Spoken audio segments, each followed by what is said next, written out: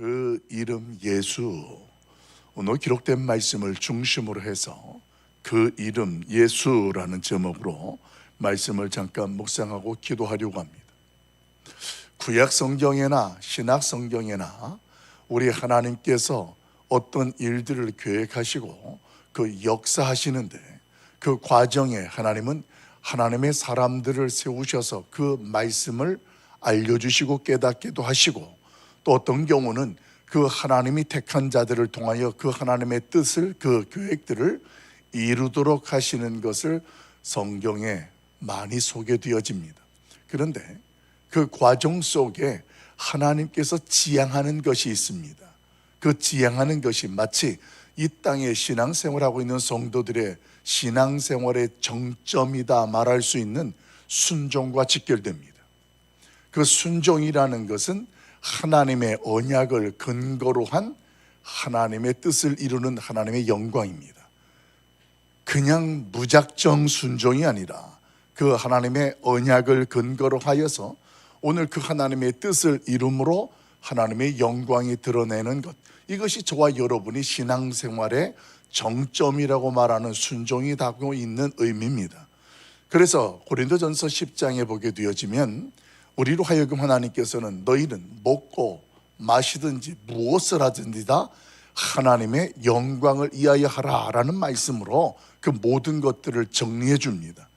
그런데 이 고린도전서 신약에서는 그렇게 말씀한다면 구약 성경에서는 그 똑같은 의미를 어떻게 저와 여러분에게 설명하냐면 내가 너희로 여호와인 줄을 알게 하리라 라는 말씀을 통하여 그 말씀이 담고 있는 함의적 의미가 하나님이 누구인지를 알고 그 뜻을 알아서 그 하나님의 영광을 나타나게 하리라 라는 말씀으로 구약 성경과 신약 성경은 동일한 주제로 소개되어집니다.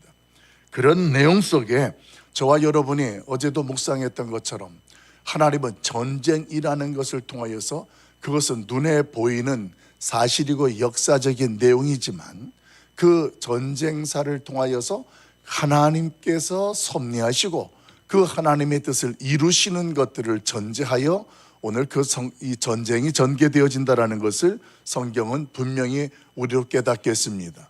한 차례 눈에 보이는 것에 빠져서 업신여기고 전쟁터에서 술판을 벌렸던 베네닷과 그 32명의 연합군, 이 연합군의 왕들과 술에 취해서 자기 스스로의 교만에 빠졌던 그들은 1차 전쟁에서 당연히 하나님의 섭리 가운데에 패배할 수밖에 없었습니다. 이렇게 패배하게 된 베네닷 어떨까요? 숫자적으로도 비교 안 되는 전쟁에서 자신들이 큰 타격을 입었으니 베네닷은 화가 머리끝까지 올랐습니다. 그렇게 해서 두 번째 전쟁을 일어나게 되어지는데, 두 번째 전쟁의 이야기가 오늘 저와 여러분이 읽은 본문의 내용입니다. 그러니까 이 전쟁의 이야기 속에서 멈추지 않고 흐르는 큰 줄기가 변함없이 이어지고 간다는 거예요. 두 번째 전쟁 또한 무조건 이스라엘 백성들이 이기게 되어 있습니다. 왜냐하면 하나님을 하나님으로 알게 하도록 하는 것이 오늘 전제가 되어져 있습니다. 첫 번째 전쟁은 13절 말씀을 근거로 해서 여호와를 여호와에 알게 하리라는 말씀으로 소개되어지고, 두 번째 전쟁은 28절을 근거로 해서 또 여호와를 알게 하려는 내용으로 계속 이어지게 내용이 소개되어집니다. 이스라엘 백성들에게 대파를 하였던 이 베네닷은 다시 정비를 하여서 군대를 모읍니다. 그렇게 모였던 군대 숫자가 12만 7천 명이에요. 12만 7천 명이라는 숫자가 그 계곡을 가득 채웠습니다. 그리고 이스라엘 백성들은 상대적으로 다시 정비하여 모은 숫자가 최고 7천 명이에요. 그러면 여러분 12만 7천 대 7천이니 그 비교할 때에 어제 표현드린 것처럼 바위를 계란으로 깨는 것과 같은 그런 현실이 이런 전쟁의 현실이었다는 것입니다. 그런데 막상 전쟁이 시작되어졌는데 어떤 결과가 되어졌느냐? 보병 10만 명이나 되는 사람이 아람 군대 연합군이 모두가 다 10만 명이나 죽습니다. 전사를 해요. 이건 일어날 수 없는 일들이 일어난 일입니다. 그렇게 되어지고 10만이 죽게 되어지니까 나머지 남은 자들이 도망을 해요. 그들이 아벡이라는 지역으로 도망을 하게 되어지는데 그 성으로 들어갔는데 그만 성벽이 무너져서 2만 7천 명이 성벽에 깔려서 죽습니다. 그러면 12만 7천 명이 모조리 다 전사하게 되는 거예요. 그럼 그런 가운데에 대표적인 이 베나닷이라는 왕은 어떻게 됩니까? 혼자 남아 도망하여서 그 성읍에 들어가서 한 다락방 같은 데에 들어갑니다. 골방에 들어가서 숨게 되어지는 내용, 이게 지금 저와 여러분이 두 번째 전쟁의 전체 내용을 보게 되어지는 그림이 되어집니다. 여러분, 조금 전 말씀을 드린 것처럼 첫 번째 전쟁이나 두 번째 전쟁이나 그 전쟁의 목적은 승패가 아니라 하나님을 하나님으로 알게 하는 것이 가장 중요한 원리였습니다. 그 내용이 저와 여러분의 그것도 본문의 28절에 한 번 더 소개됩니다. 우리 같이 한번 28절을 읽어보도록 합니다. 같이 봅니다. 시작. 그때에 하나님의 사람이 이스라엘 왕에게 나와 말하여 이르되 여호와의 말씀에 아람 사람이 말하기를 여호와는 산의 신이요 골짜기의 신은 아니라 하는도다. 그러므로 내가 이 큰 군대를 다 내 손에 넘기리니 너희는 내가 여호와인 줄을 알리라 하셨나이다 하니라. 아멘. 예, 큰 전쟁에서 지금 이들을 하나님께서 이스라엘 손에 넘기면서 전쟁에 승리를 하게 되어집니다. 그런데 여호와인 줄을 알게 하는 것으로서 전제가 되어지는데 여기에 한 가지 더 플러스가 되어졌습니다.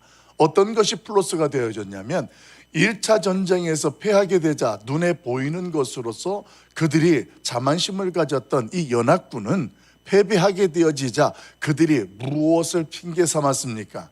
패배의 원인을 조건과 환경이라는 것을 근거로 해서 우리가 평지에서 싸웠다면 이길 것이다. 저들의 신은 산의 신이기 때문에 우리가 이 산에서 계곡 겨울자기에서 전쟁을 해서 패할 수밖에 없었다라는 자신들의 패함의 원인을, 목적과 책임을 다른 곳에서 찾고 돌리려는 그런 모습을 우리는 묵상했습니다. 그런 현실 가운데 하나님께서는 이번에 두 번째 전쟁을 통하여 하나님을 하나님으로 알게 하는 것과 함께 더불어 플러스 원은 뭐냐면 하나님은 산의 신이라고 인식하는 그들의 우상적 개념이 아니라는 거예요. 그들이 말하는 산의 신이라는 것은 그들이 섬기고 알고 있었던 우상적 개념으로 하나님을 이해하고 그 하나님 앞에서 그들이 전쟁에 졌다고 말하고 있기 때문에 그렇습니다. 그래서 하나님은 산의 신, 너희들이 말하는 그런 우상적인 존재가 아니고 하나님은 참 신 중에 하나님이시다라는 것을, 다른 신들은 없고 모두는 우상이요 오직 하나님만이 참 하나님이라는 것을 알리기 위해서 오늘 그 전쟁에 하나님은 역사하셨고 오늘 이기는 일로 인도하셨습니다. 사랑하는 성도 여러분, 오늘 이런 말씀 속에 저와 여러분이 놓치지 말아야 되고 중요하게 깨달아야 될 말씀이 있습니다. 그것은 그 하나님께서는 자기의 이름을 위하여 그 모든 일들을 행하신다라는 것입니다. 이 내용이 왜 중요하냐면 자기의 이름을 위하여라는, 하나님의 영광을 위하여라는 이 내용이 구약에서 신약으로도 이어지고 그리고 신약에서도 오늘날 저와 여러분이 살아가는 시대에도 동일하게 그 여호와의 이름이라는 것을 중요하게 여기고 있기 때문에 그렇습니다. 하나님께서는 오늘도 역사하시고 일하시는데 무엇을 위해서 일하시느냐? 하나님의 이름을 위하여서. 여러분, 이 이름이라는 것에는 여러분 설교 때문에 제가 말씀을 드렸어요. 이름 안에는 뭐가 담겨 있습니까? 그 사람의 정체성이 담겨 있습니다. 이름이라는 것을 통하여서 그 이름의 의미도 부과시키고, 성경에 나오는 이름들을 보면 그 이름, 단순하게 이름만 불려지는 것이 아니라 그 이름 속에 하나님께서 그 사람에게 주시는 사명이라는 것, 그 사람의 정체성, 인생의 방향과 목적들을 함의적으로 담아서 이름을 짓습니다. 오늘날처럼 어떤 이름을 지을 때에 그 이름에 의미를 부여하는 것과 같습니다.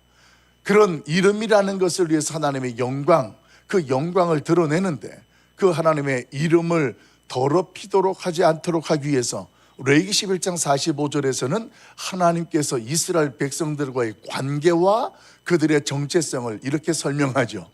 11장 45절, 내가 거룩한 자이니 너희는 거룩하라. 이것이 하나님의 이름을 그들에게 있어서 더럽히지 말라는 이야기입니다. 이것이 십계명으로 구체적으로 옵니다. 여호와의 이름을 망령되이 일컫지 말라. 여러분, 이게 다 지금 같은 하나님의 이름과 그 영광을 드러내기 위해서 말씀하시는 계명으로 선포되고 있다라는 것입니다. 그래서 여호와를 알라라는 그 말씀을 성경 가운데 굉장히 많이 소개하는데, 이 여호와를 알리라는 말씀이 성경에 총 72회나 등장합니다. 이 정도라면 하나님께서 이 영역, 이 부분을 얼마나 많이 중요하게 여기고, 그리고 그것의 중심의 흐름을 이어져 가는지를 성경은 잘 보여줍니다. 그런 72회가 등장하는 것 가운데 이 새벽에 저는 처음 등장한 것과 마지막 등장했던 내용들을 잠깐 묵상하고 살펴보려고 합니다. 첫 등장은 출애굽 사건과 연결되어지는 내용 속에 하나님이 그 말씀을 선포합니다. 출애굽기 6장 6절부터 8절 말씀을 우리 같이 한번 찾아봅시다. 구약성경 출애굽기 6장입니다. 6장 6절부터 8절까지에 기록된 말씀 89쪽 페이지입니다. 구약성경 출애굽기 6장 6절부터 하나님께서 하나님의 이름을 위해서 그 하나님의 여호와를 알게 하리라는 말씀을 처음 선포하셨던 시작의 메시지가 이곳에 소개되는데, 우리 6절, 7절, 8절 같이 봐요. 시작. 그러므로 이스라엘 자손에게 말하기를 나는 여호와라.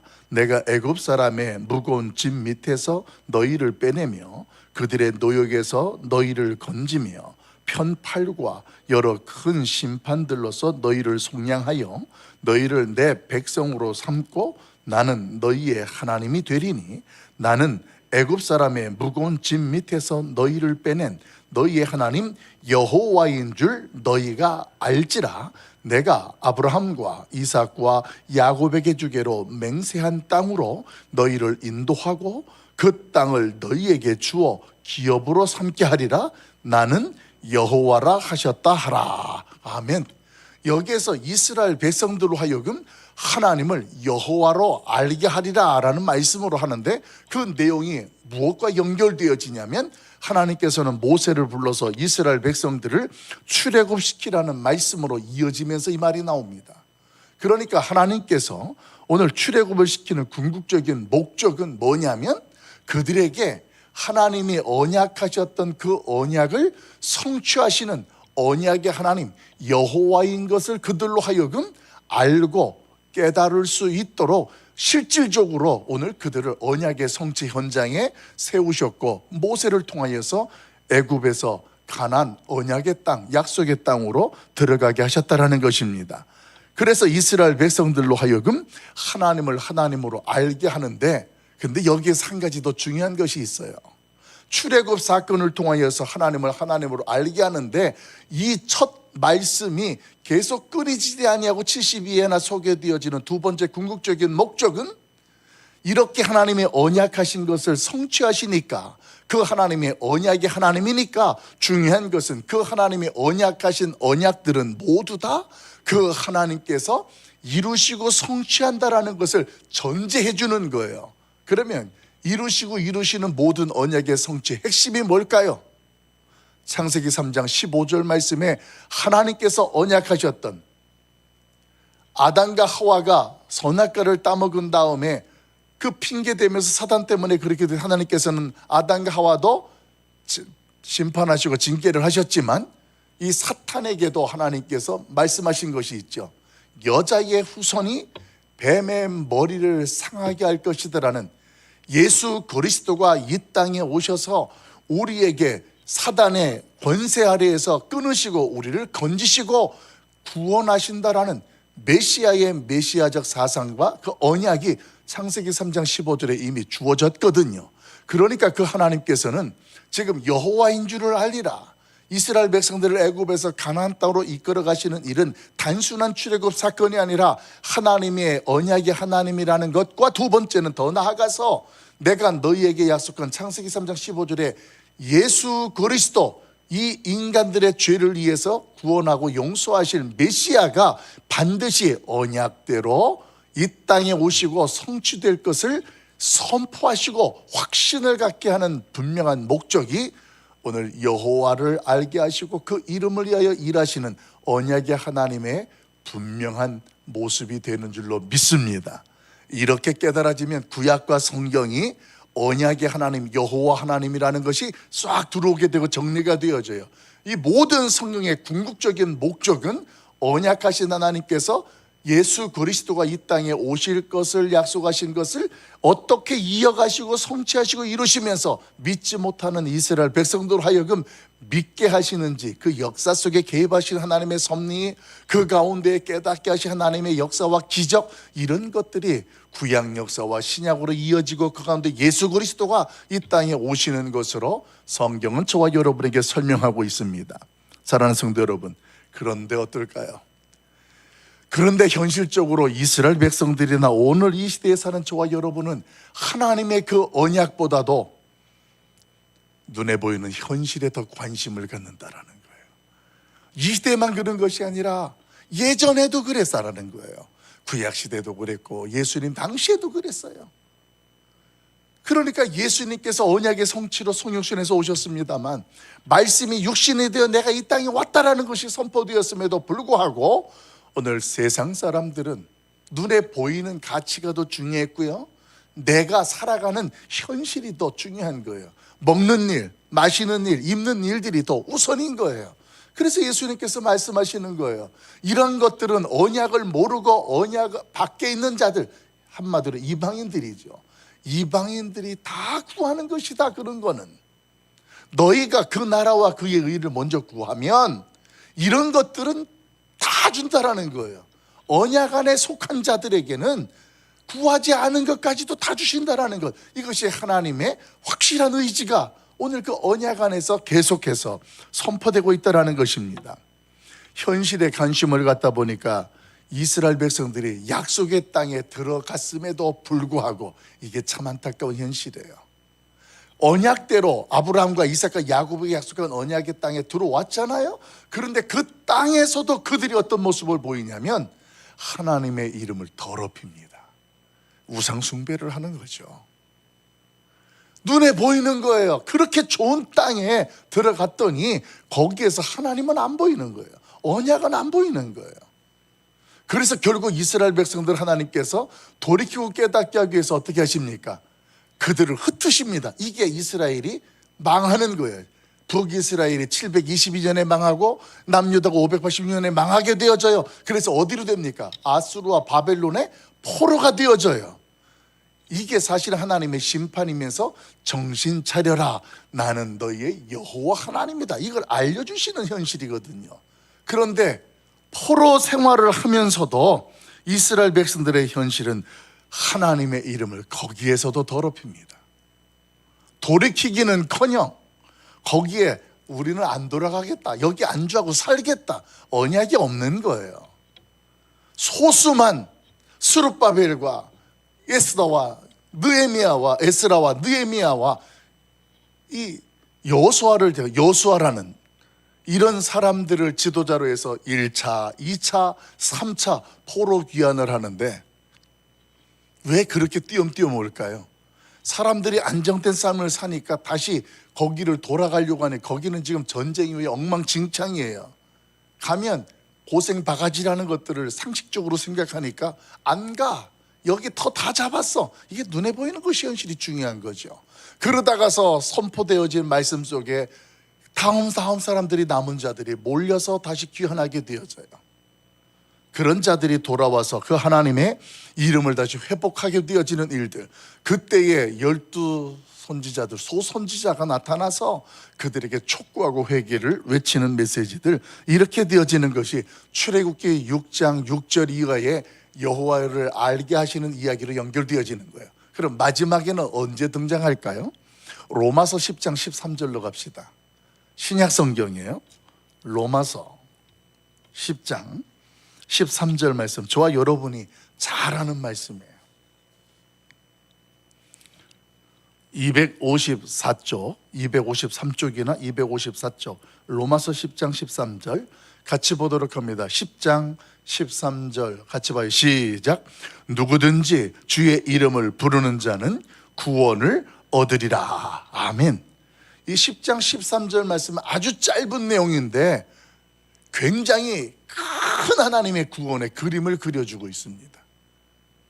그동안에는 선택받은 선민이여 유대인들을 대상으로 하는, 그리고 하나님 앞에 제단을 쌓고 그 언약에 속한 자들이라는 제한적 구원이라는 것으로 이 구약 역사 가운데, 이 세상 가운데 선포됐습니다. 원래 하나님의 의지는 그게 아니었지만 인간들 사이 가운데 그렇게 제한되어졌다라는 거예요. 이런 모습 속에 하나님께서 너무 답답해서 예수 그리스도를 보내주셔서 유대인이나 이방인이나 할 것 없이 모두 다 누구든지 나를 믿으면 구원을 받게 된다. 내 이름을 부르는 자는 구원을 받게 된다. 내 이름이라는 것, 여호와의 이름, 그 여호와가 언약을 성취하시고 그 언약의 성취로 예수 그리스도가 오셨다는 것을 믿고 그 예수님을 믿고 이름을 부르는 자들은 모두가 다 택한 백성이 되는 것이요 구원을 받게 된다라는 그 놀라운 말씀을 선포하게 되어집니다. 그러니까 하나님께서는 구원받은 자들을 성경은 뭐라고 에베소서에 소개하냐면, 하나님께서 창세전에, 이게 굉장히 의미가 있는 하나님의 메시지가 되는 거예요.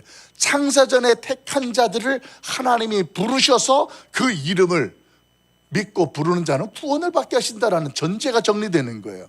그러니까 이 시대에 저와 여러분이 예수를 믿는다라는 그 전제는 어디서부터 시작이 되는 거예요? 창세 전부터 하나님이 우리 가운데 택하시고 작정하신 것을 이루신 성취의 현장이 오늘이에요. 그런데 그 성취의 현장이 있도록 하기 위해서 구약의 여호와를 알게 하리라는 말씀으로부터 계속 이어지면서 오늘 그 언약의 성취로 이 땅에 예수님이 오셨고 저와 여러분이 예수님을 믿고 그 이름을 부르는 것입니다.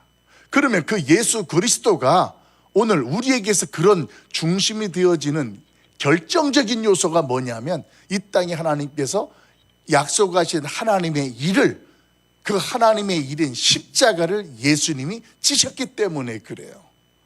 예수 그리스도가 하나님이시고 그 하나님의 일을 하나님이 성취하시는데 육신의 몸으로 오신 예수님께서 십자가에서 다 이루었다 이렇게 말씀하시면서 그 언약 성취로 예수가 길이 되어 주신 거예요. 그래서 누구든지 저를 믿는 자마다, 그 이름을 부르는 자마다 구원을 받게 된다라는 말씀의 성취가 구약에서부터 이어졌던 큰 언약의 줄기가 성취되는 내용으로 소개됩니다. 자, 시간에 되어서 오늘 여기까지 정리합니다. 여러분, 여호와의 이름을 부르는 것이 오늘 이 시대의 저와 여러분의 믿음이 어떤 모습이냐면, 예수님을 나의 주로 고백하는 것. 주님은 나의 구원자이십니다. 예수 그리스도가 나의 주인이십니다. 이게 여호와의 이름을 부르는 우리의 모습과 동일하다라는 것입니다. 그의 이름을 부르는 자는 우리 하나님께서 약속하신 것들을 우리를 통하여 드러내시고 역사하신다라는 것을 성경은 분명하게 전제합니다.